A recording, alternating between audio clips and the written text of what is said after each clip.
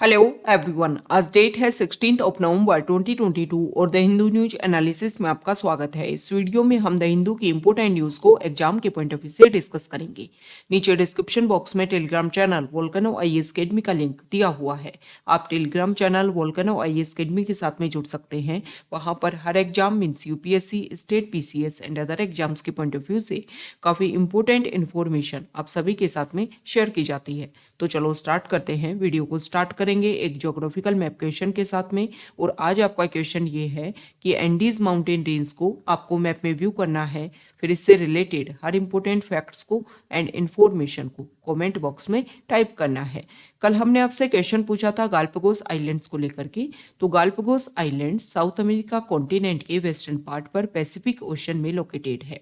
गालपगोस island Ecuador country जो है south America continent में, उसी का पार्ट है गालपगोस आइलैंड्स। आप सभी ने चार्ल्स डार्विन का नाम सुना होगा, जिन्होंने थ्योरी ऑफ इवोल्यूशन दी थी। इन्होंने अपनी जो भी की ऑब्जर्वेशन है वो इसी आइलैंड्स के ऊपर की थी और एक इंपॉर्टेंट स्टेटमेंट दिया था इन आइलैंड्स को लेकर के कि ये आइलैंड्स अपने आप में एक वर्ल्ड है। ये जो गालपगोस आइलैंड्स है, इनको 1978 में यूनेस्को ने वर्ल्ड की फर्स्ट हेरिटेज साइट का डेजिग्नेशन भी दिया था। तो ये इंपॉर्टेंट फैक्ट्स हैं गालपगोस आइलैंड्स को लेकर के जो आपको पता होना चाहिए, स्पेसिफिक इनकी लोकेशन। द हिंदू को अगर हम डिस्कस करें तो फर्स्ट इंपॉर्टेंट न्यूज है द हिंदू के फ्रंट पेज पर, और न्यूज रिलेटेड है इंडिया में जो ट्रेड डेफिसिट देखने को मिल रहा है उसी को लेकर के। अक्टूबर 2022 के यहाँ पर डाटा दिए हुए हैं और कंपैरिजन किया गया है अक्टूबर 2021 के डाटा को लेकर के कि अक्टूबर 2022 में इंडिया में कितना ट्रेड डेफिसिट था और प्रेजेंट टाइम में कितना है। तो यहाँ पर अगर हम देखें तो अक्टूबर 2021 में 17.91 और अभी है 26.91। इसका बेसिक रीजन इंडिया का जो एक्सपोर्ट है वो डिक्रीज हुआ है और इंपोर्ट जो है वो लगभग सिमिलर बना हुआ है। तो यहाँ पर हम बात करेंगे ट्रेड डेफिसिट क्या होता है, इसके क्या बेसिक रीजन होते हैं और इसकी वजह से क्या इफेक्ट देखने को मिल सकता है। तो सबसे पहले अगर हम बात करें कि व्हाट इज ट्रेड डेफिसिट, अगर हम सिंपल लैंग्वेज में समझें तो ट्रेड डेफिसिट या फिर इसको बोला जाता है निगेटिव बैलेंस ऑफ ट्रेड। ये गैप होता है किसी भी कंट्री के एक्सपोर्ट और इंपोर्ट के बीच में, जो गैप होता है उसको ट्रेड डेफिसिट के नाम से बोला जाता है। बेसिक रीजन ये है कि जब आपके इंपोर्ट के ऊपर आप ज़्यादा पैसा खर्च करने लग जाओ कंपैरिजन टू आपके एक्सपोर्ट पर, मतलब एक्सपोर्ट आपका कम हो रहा है, इंपोर्ट आपका ज़्यादा होने लग गया, तो ट्रेड डेफिसिट जो है होता है। अब इसके क्या क्या बेसिक कोज होते हैं। बेसिक कोज ये है कि आप किसी चीज़ का इंपोर्ट कर रहे हो, मतलब आपके डोमेस्टिकली लेवल पर वो चीज़ जो है वो प्रोड्यूस नहीं हो रही है। एक बेसिक रीजन ये है कि प्रोड्यूस नहीं हो रही है, ज़रूरत है आपको तो आप बाहर से मंगवा रहे हो, जिसकी वजह से आपका जो इंपोर्ट है वो इंक्रीज होता जा रहा है। दूसरा, इसकी वजह से ट्रेड डेफिसिट होने की वजह से ट्रेड में एक इम्बैलेंस जो है वो क्रिएट होता है। साथ ही साथ में एक बेसिक रीजन ये भी होता है कि किसी भी कंट्री की वीक करेंसी अगर हो तो उसकी वजह से भी ट्रेड डेफिसिट देखने को मिलता है, क्योंकि आप किसी भी चीज़ को खरीदने में उस प्रोडक्ट के बदले में आपको ज़्यादा मनी पे करना पड़ रहा है comparison to other countries currency, तो इसकी वजह से भी ट्रेड डेफिसिट जो है वो ज़्यादा देखने को मिलता है। दूसरा, अगर हम बात करें तो देखो जो ट्रेड डेफिसिट है क्या वो किसी कंट्री के लिए अच्छा है या फिर बुरा है। तो ट्रेड डेफिसिट होगा मतलब आपके यहाँ पर आप क्या कर रहे हो, एक्सपोर्ट जो है वो कम कर रहे हो। मतलब बेसिक चीज ये है कि आपके डोमेस्टिक लेवल पर प्रोडक्शन जो है वो कम हो रहा है, मतलब आपके डोमेस्टिक लेवल पर जो जॉब है उनकी संख्या भी काफ़ी ज़्यादा कम हो जाएगी, नंबर्स में काफ़ी ज़्यादा कमी देखने को मिलेगी। जैसे कि आपको मोबाइल की ज़रूरत है लेकिन आप बाहर से मंगवा रहे हो, घर में आपके प्रोड्यूस नहीं हो रहा है, आपकी कंट्री में प्रोड्यूस नहीं हो पा रहा है, तो इसकी वजह से जो लोकल जॉब है उनमें काफ़ी ज़्यादा डिक्रीज देखने को मिलता है ट्रेड डेफिसिट की वजह से। तो ये बेसिक रीजन हमने डिस्कस किए, इसकी वजह से क्या क्या इफेक्ट होते हैं, कंट्री जो है वो किस तरीके से इफेक्ट देखने को मिलता है, कंट्री की जो जीडीपी है वो भी डिक्रीज होती है ट्रेड डेफिसिट की वजह से। ओके, तो ये इंपॉर्टेंट फैक्ट्स हमने डिस्कस किए हैं। नेक्स्ट इंपॉर्टेंट न्यूज़ है, आप सभी को पता है कि G20 की मीटिंग इंडोनेशिया की जो बाली सिटी है वहाँ पर ऑर्गेनाइज हो रही है। हमारे जो प्राइम मिनिस्टर हैं उन्होंने चाइना के प्रेसिडेंट सी जिनपिंग के साथ में मुलाकात की। साथ ही साथ ये बोला जा रहा है कि आज अदर कंट्रीज़ के जो लीडर्स हैं, जिनमें से 8 कंट्रीज़ के जो लीडर्स हैं, उनके साथ में हमारे प्राइम मिनिस्टर आज मुलाकात करेंगे। यहाँ पर जो G20 की जो मीटिंग है उसमें इंडिया ने पार्टिसिपेट करते हुए एक इम्पोर्टेंट टर्म जो है वो यहाँ पर रखी। देखो पूरे वर्ल्ड लेवल पर अगर हम देखें तो अलग अलग लेवल पर जो है वो कोई ना कोई मीटिंग, कोई ना कोई ऑर्गेनाइजेशन का जो है वो सेशन कंडक्ट किया जा रहा है। लेकिन यूक्रेन ऐसा कंट्री है जो प्रेजेंट टाइम में काफ़ी ज़्यादा इफेक्ट हो रहा है वॉर की वजह से, और काफ़ी लंबे टाइम से वहाँ पर वॉर देखने को मिल रही है। तो यहाँ पर हमारे प्राइम मिनिस्टर ने अर्ज किया है इस बात को लेकर के कि यूक्रेन में जो वॉर चल रही है उसको हमें ख़त्म करने के लिए कोशिश करनी चाहिए। यूक्रेन में जो भी इशू हैं उनको सॉल्व करने की कोशिश करनी चाहिए। वर्ल्ड लेवल पर जो भी सेशन है, जो भी ऑर्गेनाइजेशन है, उन सभी की मीटिंग में डिस्कशन होना चाहिए यूक्रेन वॉर को किस तरीके से स्टॉप किया जा सकता है। चाहे हम बैलेंस के नेचर पर देखें, चाहे बीच में डिस्कशन मोड पर देखें, किसी भी तरीके से वॉर जो है वो ख़त्म होनी चाहिए। नेक्स्ट इंपॉर्टेंट आर्टिकल है हमारे इंडिया की पॉपुलेशन को लेकर के यूनाइटेड नेशन ने एक इम्पोर्टेंट स्टेटमेंट दिया है, और उन्होंने ये बोला है कि इंडिया की जो पॉपुलेशन ग्रोथ है वो स्टेबलाइजिंग हो रही है, मतलब टाइम के साथ में जो इंक्रीज हो रही थी वो अब नहीं हो रही है। और ये एक इंडिकेटर है कि इंडिया की जो हेल्थ पॉलिसीज हैं वो काफ़ी ज़्यादा इफेक्टिव हैं। चाहे इंडिया ने किसी भी लेवल पर अपने जो भी कोशिश की हैं, एक अवेयरनेस क्रिएट करने की कोशिश की है, बहुत सारे स्लोगन इंडिया ने लॉन्च किए कि बच्चे दो ही अच्छे, जो पॉपुलेशन है उसको कंट्रोल करने के लिए। तो यहाँ पर बताया गया है कि इंडिया की जो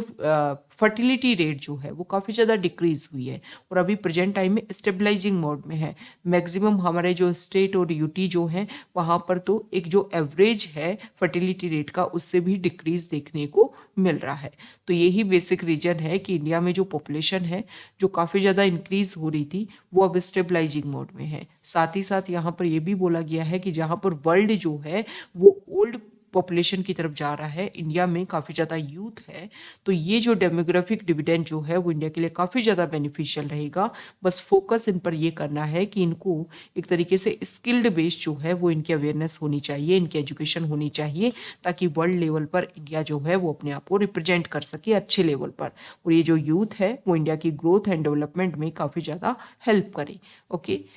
तो यहाँ पर इम्पोर्टेंट फैक्ट बताए गए हैं कि ग्लोबल पॉपुलेशन जो है एक तरफ 8 बिलियन पहुंचने वाली है, लेकिन यूनाइटेड नेशन ने इंडिया की पॉपुलेशन को लेकर के बोल दिया है कि काफ़ी ज़्यादा स्टेबलाइजिंग हमें देखने को मिल रही है। ओके, तो यहाँ पर कुछ अदर फैक्ट्स की भी अगर हम बात करें तो यहाँ पर बोला गया है कि टोटल फर्टिलिटी रेट जो है, एवरेज नंबर ऑफ चिल्ड्रन पर वीमन जो है वो कितने बच्चे पैदा होते हैं उसको बोला जाता है टोटल फर्टिलिटी रेट, वो डिक्लाइन हुई है हमारे इंडिया में 2.2 से 2.0 तक एट द नेशनल लेवल, ऐसा यूनाइटेड नेशन पॉपुलेशन फंड ने बोला है। तो इम्पोर्टेंट बात है हमारे इंडिया के लिए कि हमारे इंडिया में जो है वो फोकस किया जा रहा है इस बात के ऊपर, क्योंकि अगर पॉपुलेशन इंक्रीज होती रही तो हम देखते ही हैं कि हमारा जो इंडिया का नॉर्थ ईस्ट वाला पार्ट है ना, जिसमें हम देखते हैं कि उन स्टेट्स के बीच में काफ़ी ज़्यादा इशू देखने को मिल रहा है। इशू का बेसिक रीजन ये है कि पॉपुलेशन इंक्रीज होती जा रही है, रिसोर्सेज कम होते जा रहे हैं, तो रिसोर्सेज के ऊपर अपनी जो एक तरीके से अपने आप को गेन करने के लिए, अपना इंक्रोच करने के लिए वो ज़्यादा स्ट्रगल जो है नॉर्थ ईस्ट वाले पार्ट में देखने को मिल रहा है। नेक्स्ट इंपॉर्टेंट आर्टिकल है एडिटोरियल पेज पर, और यहाँ पर जो आर्टिकल है अभी COP27 की जो मीटिंग है उसी को लेकर के यहाँ पर बताया गया है। जो राइटर है उन्होंने बोला है कि क्लाइमेट चेंज जो है वो एक ग्लोबल प्रॉब्लम है और इसको अगर हमें सॉल्व करना है तो सभी कंट्रीज़ के बीच में एक कोऑपरेशन होना चाहिए। यहाँ पर राइटर ने बताया है कि देखो लास्ट 26 जो COP26 की जो मीटिंग हुई थी ग्लासगो में, उसमें सभी कंट्रीज़ ने एक प्रॉमिस किया था कि वो अपनी लॉन्ग टर्म स्ट्रेटजी लेकर के आएंगे कि किस तरीके से एक लंबे टाइम तक हम काम करेंगे, और उसमें सभी कंट्रीज जो हैं वो अपनी एमिशन पॉलिसी को लेकर के स्ट्रेटजी रखेंगे। लेकिन यहाँ पर अगर हम देखें तो सिर्फ 50 के लगभग, अभी हमने कल परसों डिस्कस किया था कि 57 नंबर पर इंडिया जो है जिन्होंने अपनी लॉन्ग टर्म स्ट्रेटजी दी है। तो यहाँ पर राइटर का बोलना है कि लास्ट 12 मंथ्स पहले भी हमने इसी तरीके का डिस्कशन किया था कि अच्छा क्लाइमेट चेंज हो रहा है, टेम्परेचर इंक्रीज हो रहा है, लेकिन उसका अगर रिजल्ट ही नहीं हुआ, उसका कोई बेसिक इम्प्लीमेंटेशन ही नहीं हुआ, तो इस तरीके की मीटिंग का कोई लेना देना नहीं है, कुछ रिजल्ट नहीं निकल करके आएगा उनसे। काफ़ी लंबे टाइम पहले से इसे डिस्कशन हो रहे हैं, 1992 में ये डिस्कशन होना स्टार्ट हो गया था जब फोकस किया गया था। इससे भी पहले अगर हम बात करें तो 1971 में जो कॉन्फ्रेंस हुई थी उसमें सबसे पहले जो है वो एनवायरमेंट, क्लाइमेट, इन सब की बातें की गई थी। तो इन सभी पॉइंट्स को उसको अगर एक रिजल्ट में हमें कन्वर्ट करना है तो इम्प्लीमेंटेशन तो होना बहुत ज़्यादा ज़रूरी है। यहाँ पर कुछ बात बोली गई है कि जैसे हम बात कर रहे हैं कि टेम्परेचर इंक्रीज नहीं होने देंगे 1.5 डिग्री सेल्सियस से, लेकिन टेम्परेचर जो है जिस तरीके से एमिशन इंक्रीज होता जा रहा है उससे तो टेम्परेचर जो है वो इंक्रीज होगा ही। यहाँ पर राइटर का ये बोलना है कि देखो, हम जब मीटिंग होती है तब हम फोकस करते हैं कि अरे फॉसिल फ्यूल को हमें एलिमिनेट करना है, इससे तो एमिशन जो है वो बहुत ज़्यादा होता है। लेकिन अभी रशिया यूक्रेन वॉर की वजह से जो यूरोपियन कंट्रीज इफेक्ट हुए हैं फॉसिल फ्यूल की कमी की वजह से, तो इसकी वजह से अदर कंट्रीज ने, जैसे कि अगर हम बात करें तो यूएस ने भी अपने लेवल पर अदर कंट्रीज के साथ में इस तरीके के फॉसिल फ्यूल के एमिशन को लेकर के, फॉसिल फ्यूल के एक्सट्रैक्शन को लेकर के अलग अलग कॉन्ट्रैक्ट किए हैं। यूरोपियन कंट्रीज भी अदर लेवल पर अदर कंट्रीज के ऊपर अपनी डिपेंडेंसी को इंक्रीज करने की कोशिश कर रहे हैं। तो यहाँ पर फॉसिल फ्यूल की वजह से तो एमिशन हो रहा है, उसको तो नेग्लेक्ट करने की बात की जा रही है। फिर अलग अलग कंट्री जो हैं वो अपने अपने लेवल पर कॉन्टैक्ट करने की कोशिश क्यों कर रहे हैं जब उसकी वजह से एमिशन हो रहा है? तो यहाँ पर राइटर का ये बोलना है कि देखो, अभी प्रेजेंट टाइम में अगर हम देखें लास्ट 1 ईयर में, तो ऐसा नहीं है कि क्लाइमेट चेंज की वजह से कोई एक कंट्री इफेक्ट हो रहा है, सभी कंट्री इफेक्ट हो रहे हैं। जैसे कि आप देख लीजिए कि जो पाकिस्तान में आपने फ्लडिंग देखा, साथ ही साथ में यूरोपियन जो कंट्रीज हैं वहाँ पर आपने जो फॉरेस्ट फायर जो है वो देखा। जो अमेरिका है वहाँ पर काफ़ी ज़्यादा लू जो है, ये मतलब हीट वेव जो है, जिसको राजस्थान वाले एरिया में लू बोला जाता है, वो हीट वेव जो है वो काफ़ी ज़्यादा देखने को मिली। इससे पहले भी लास्ट ईयर में भी आप देखोगे तो ऑस्ट्रेलिया में फॉरेस्ट फायर की वजह से काफ़ी ज़्यादा वहाँ पर जो एनिमल है, स्पीसीज जो है वो इफेक्ट हुए थे। ओके, जो सी जो टेम्परेचर है, सी का मतलब वाटर का जो टेम्परेचर है वो इंक्रीज होने लग गया है, एमिशन काफ़ी ज़्यादा इंक्रीज हो रहा है, जिसकी वजह से आप इंटेंस जो रेन है वो आपको देखने को मिल रही है, आइस सीट जो है वो मेल्ट हो रही है, सी लेवल इंक्रीज हो रहा है, वाटर का जो टेम्परेचर है वो इंक्रीज हो रहा है। और वाटर का टेम्परेचर तो आपको सभी को पता होगा ना कि लैंड और वाटर में अगर हम कंपैरिजन करें तो लैंड जल्दी गर्म होती है, जल्दी ठंडी होती है, लेकिन वाटर धीरे धीरे गर्म होता है लेकिन धीरे धीरे ठंडा होता है। तो अगर एक बार हमारे जो ओशियन गर्म हो गए तो उसकी वजह से तो एक्सट्रीम वेदर इवेंट्स क्रिएट होते ही रहेंगे, बिना मौसम के आपको बारिश देखने को मिलेगी ही मिलेगी। क्योंकि जब एक तरीके से टेम्परेचर इंक्रीज होगा, वहाँ पर जो प्रेशर है वो एक तरीके से क्रिएट होगा, high pressure to low pressure जो है वो विंड जो है वो बहेंगी, जिसकी वजह से जो इस तरीके के इशू, साइक्लोन जैसे इशू जो है वो काफ़ी ज़्यादा इंक्रीज होंगे। ओके, जब वहाँ पर लो प्रेशर क्रिएट होगा तो उसकी वजह से क्या होगा, चारों तरफ की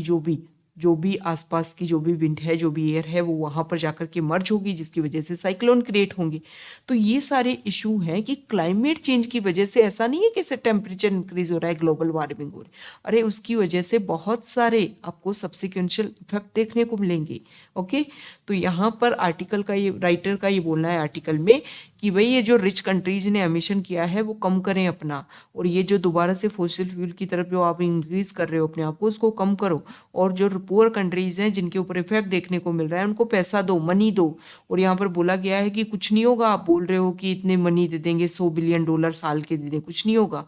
$2 ट्रिलियन जो है वो आपको एनुअली खर्च करना पड़ेगा एमिशन को कट करने के लिए, तब जाकर के इसका इफेक्ट जो है वो देखने को मिल सकता है, नहीं तो टेम्परेचर जो है वो तो इंक्रीज होता रहेगा। और ग्लोबल वार्मिंग एक ऐसा प्रोसीजर है जिसको आप ये रिवर्सिबल नहीं कर सकते, रिवर्स नहीं कर सकते हो आप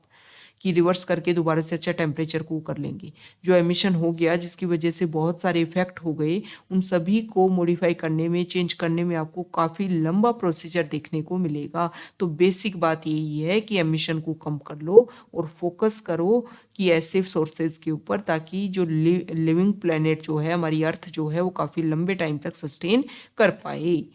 नेक्स्ट इंपॉर्टेंट आर्टिकल है, यहाँ देखिए, इसमें भी एयर पोल्यूशन को लेकर के बताया गया है कि देखो, जैसे ही विंटर सीजन स्टार्ट होता है, नॉर्थ इंडिया जो है वहाँ पर काफ़ी ज़्यादा एयर पोल्यूशन देखने को मिलता है। स्पेसिफिक अगर हम बात करें तो हमारी जो नेशनल कैपिटल है दिल्ली और उसके आसपास का जो रीजन है वहाँ पर इस तरीके के इफेक्ट जो है वो काफ़ी ज़्यादा देखने को मिलते हैं। तो यहाँ पर राइटर ने बताया है, उनका मेन फोकस ये है कि एयर पोल्यूशन होने की वजह से हेल्थ काफ़ी ज़्यादा इफेक्ट हो रही है। तो हमारी इस तरीके की नेशनल पॉलिसी होनी चाहिए कि हम एयर पोल्यूशन को कंट्रोल करेंगे ताकि हेल्थ जो है वो हमारी सिक्योर हो पाए। यहाँ पर कुछ इंपॉर्टेंट डाटा रखे हैं इस आर्टिकल में कि अगर हम 2019 में देखें तो 17.8% में से जो भी टोटल डेथ हैं एंड 11.5% जो है वो respiratory cardiovascular and other related diseases are attributed to high exposure to pollution. ये लैंसेट की रिपोर्ट है और इसमें बोला गया है कि पोल्यूशन की वजह से इतनी डेथ जो है वो देखने को मिल गई है। तो हमें क्या करना है, हमें सीखना है इन सारे इश्यूज से, हमें फोकस करना है उन सारे पॉइंट के ऊपर जिसकी वजह से हम क्या कर सकते हैं, एमिशन को कम कर सकते हैं। तो यहाँ पर बताया गया है कि हमें लेसन जो है वो सीखना है। लेसन किससे सीखेंगे आप, लेसन सीखेंगे कि देखो एयर पोल्यूशन का एक बेसिक रीजन ये भी है कि जो हाउस होल्ड कुक स्टोव जो है उसकी वजह से भी स्मोकिंग देखने को मिलता है। जैसे कि as India is in the process of revising its ambient air quality standard, it would do well to learn from this ground breaking effort. Okay,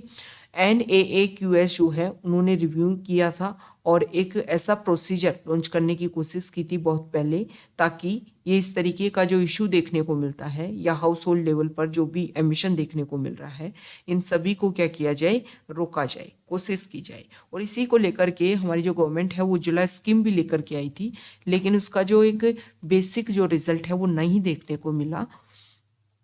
क्योंकि जो भी गैस कनेक्शन प्रोवाइड करवाए गए उसमें सिलेंडर की जो रिफिल रेशियो है वो काफ़ी कम देखने को मिला।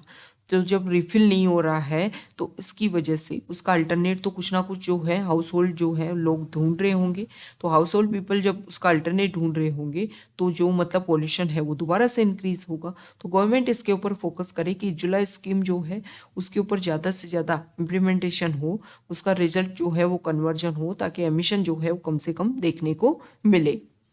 ओके, नेक्स्ट इंपॉर्टेंट आर्टिकल है, यहाँ देखिए टेक्स्ट पेज पर, और यहाँ पर जो आर्टिकल है देखो देखो इजिप्ट में COP27 की मीटिंग चल रही है और इसी टाइम जो लैंसेट है उन्होंने अपनी एक रिसेंट रिपोर्ट रखी है और इस रिपोर्ट में उन्होंने बताया है कि क्या ये जो वेदर इवेंट्स क्रिएट हो रहे हैं या फिर जो क्लाइमेट चेंज हो रहा है इसकी वजह से जो ग्लोबल हेल्थ है क्या वो भी इफेक्ट होता है। तो बिल्कुल होता है। यहाँ पर 2022 में जो लैंसेट है उन्होंने इस रिपोर्ट में एक बेसिक बात रखी है कि जिस तरीके से पूरे वर्ल्ड का फोसिल फ्यूल के ऊपर रिलायंस इंक्रीज होता जा रहा है, डिजीज, फूड इनसिक्योरिटी और अदर इलनेस जो है वो हीट से रिलेटेड इंक्रीज होते जा रहे हैं, उनका रिस्क जो है वो इंक्रीज होता जा रहा है। तो इस रिपोर्ट ने कुछ आउटलाइन रखी है। इस रिपोर्ट ने ये बात बोली है कि फोसिल फ्यूल का यूज जो है वो ज़्यादा इंक्रीज होने की वजह से डिजीज, फूड सिक्योरिटी और अदर जो इशू हैं वो काफ़ी ज़्यादा इंक्रीज हुए हैं। और साथ ही साथ में यहाँ पर ऐसा बोला गया है कि क्लाइमेट चेंज होने की वजह से ऐसा नहीं है कि सिर्फ टेम्परेचर इंक्रीज हो रहा है, जो अभी हमने उस आर्टिकल में डिस्कस किया था कि सिर्फ टेम्परेचर इंक्रीज नहीं हो रहा है, इसकी वजह से एक्सट्रीम वेदर इवेंट्स इंक्रीज हो रहे हैं, जो अभी हमने देखा कि अदर अदर लेवल पर किस तरीके का इफेक्ट देखने को मिल रहा है। ओके, तो यहाँ पर इस रिपोर्ट में एक बात बोली गई है कि ग्लोबल कोऑपरेशन की हमें ज़रूरत है, फंडिंग की ज़रूरत है, ट्रांसपेरेंसी की ज़रूरत है और गवर्नमेंट्स के बीच में, जो कम्युनिटीज़ के बीच में, सिविल सोसाइटीज़ के बीच में जो कम्युनिकेशन है, जो एक कोऑपरेशन जो होना चाहिए, तभी जा कर के इस तरीके के इशू को हम सोल्व कर पाएंगे। साथ ही साथ में यहाँ पर बोला गया है कि हर कंट्री जो है वो अपने जो भी लोकल लेवल है वहाँ पर इस तरीके की अवेयरनेस को क्रिएट करे, इस तरीके के इश्यूज को सॉल्व करने की कोशिश करे ताकि जो प्रॉब्लम है उसको मैनेज किया जा सके। ओके,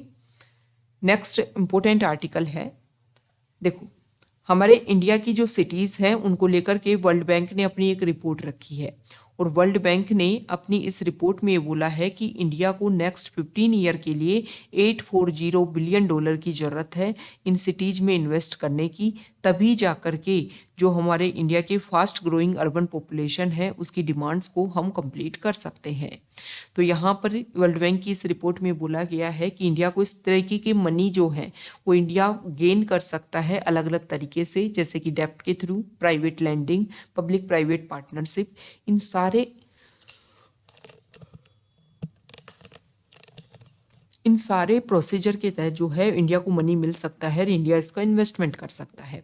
साथ ही साथ में यहाँ पर ये बोला गया है कि देखो इस तरीके की जो रिपोर्ट होती हैं उनकी वजह से, मतलब जैसे जो टाइम टू टाइम रिपोर्ट है वो एक तरीके से हमें अवेयरनेस क्रिएट करते हैं कि हमारे इंडिया लेवल पर जो इशू है या वर्ल्ड लेवल पर जो इशू है वो किस तरीके से इंक्रीज होते जा रहे हैं। तो इनको सीरियस लेने की ज़रूरत है और इसका इम्प्लीमेंटेशन जो है वो होना चाहिए। जैसे कि यहाँ पर बताया गया है कि इंडिया जो है वो अपने लेवल पर भी रेवेन्यू जनरेट कर सकता है। अभी प्रेजेंट टाइम में अगर हम देखें तो अर्बन म्यूनिसिपैलिटीज़ लेवल पर जो भी इम्प्लीमेंटेशन है टैक्स का वो काफ़ी कम है, उसको इंक्रीज़ किया जा सकता है। तभी जा कर के जो अर्बन एरियाज़ में जो पॉपुलेशन मूविंग कर रही है, जो इंक्रीज़ हो रही है, उसको थोड़ा सा रोका जा सकता है। ओके, तो ये इम्पोर्टेंट फैक्ट है, इम्पोर्टेंट बातें हैं जो हमने डिस्कस की हैं। साथ ही साथ में अगर हम बात करें तो नेक्स्ट इम्पोर्टेंट जो न्यूज़ है वो हमारा जो नॉर्थ ईस्ट वाला पार्ट है उसमें वैसे हमारे इंडिया जो है, हमारी जो भी इम्पोर्टेंट फोर्सेज हैं वो time to time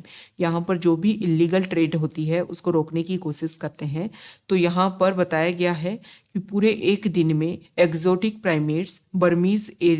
areca nuts, drugs, cigarettes, ये सब जो हैं वो यहाँ पर सीज की गई हैं। ये जो प्राइमेट्स कैप्चर किए गए हैं इनके बारे में वैसे अभी कुछ इम्पोर्टेंट बात नहीं देखने को मिल रही है, लेकिन अगर हम बात करें तो यहाँ पर बोला गया है कि देखो जो भी हमारे वाइल्ड लाइफ ऑफिशियल्स हैं उन्होंने बोला है कि ये एंडेंजर्ड स्पीसीज है, इंडिया में नहीं पाई जाती है, फॉरेन कंट्रीज से जो है इसको लाया गया है। तो इस तरीके के इशू देखने को मिलते हैं क्योंकि इसकी वजह से जो हमारा नॉर्थ ईस्ट वाला जो रीजन है वो बांग्लादेश, म्यांमार जो कंट्री है उसके साथ में अपनी बॉर्डर शेयर करता है और वहाँ पर काफ़ी ज़्यादा इस तरीके की लीगल ट्रेडिंग देखने को मिलती है। यहाँ पर जो हमारे एनवायरमेंट मिनिस्टर हैं उन्होंने COP27 में इम्पोर्टेंट बात बोली कि India in climate battle despite less emission, India is understanding an arduous effort to fight climate change despite accounting for less than 4% of the world cumulative emission so far. Okay, तो यहाँ पर बोला गया है हमारे जो है उन्होंने इम्पोर्टेंट ये बात रखी है कि इंडिया जो है प्रेजेंट टाइम में क्लाइमेट की वजह से काफ़ी ज़्यादा संघर्ष कर रहा है, बैटल कर रहा है। हालांकि लेस एमिशन जो है वो हम कर रहे हैं, उसके ऊपर हम फोकस कर रहे हैं, जो हमने अब टारगेट लिए थे उसको हम काफ़ी हद तक अचीव करने की कोशिश कर रहे हैं, लेकिन फिर भी क्लाइमेट जो है वो हमें काफ़ी ज़्यादा इफेक्ट कर रहा है। तो यहाँ पर जो हमारे एनवायरमेंट मिनिस्टर हैं उन्होंने लाइव जो अक्टूबर 2020 को UN secretary general Antonio Guterres की प्रेजेंस में इंडिया ने जो एक अपना विजन लॉन्च किया था और उसी में एक इम्पोर्टेंट बात रखा था लाइफस्टाइल फॉर एनवायरनमेंट, कि हमारी जो लाइफस्टाइल है वो एनवायरनमेंट के अकॉर्डिंग होनी चाहिए। एनवायरनमेंट को किस तरीके से हम डिग्रेड होने से रोक सकते हैं उसी तरीके की हमारी स्ट्रेटजी, हमारी प्लानिंग जो है होनी चाहिए। ओके, तो ये आज का हमारा द हिंदू न्यूज़पेपर का डिस्कशन था। अगर आप यहाँ तक आए हैं, वीडियो आपको अच्छा लगा है तो प्लीज़ वीडियो को लाइक कीजिए, शेयर कीजिए और चैनल को सब्सक्राइब कीजिए। Okay, thank you.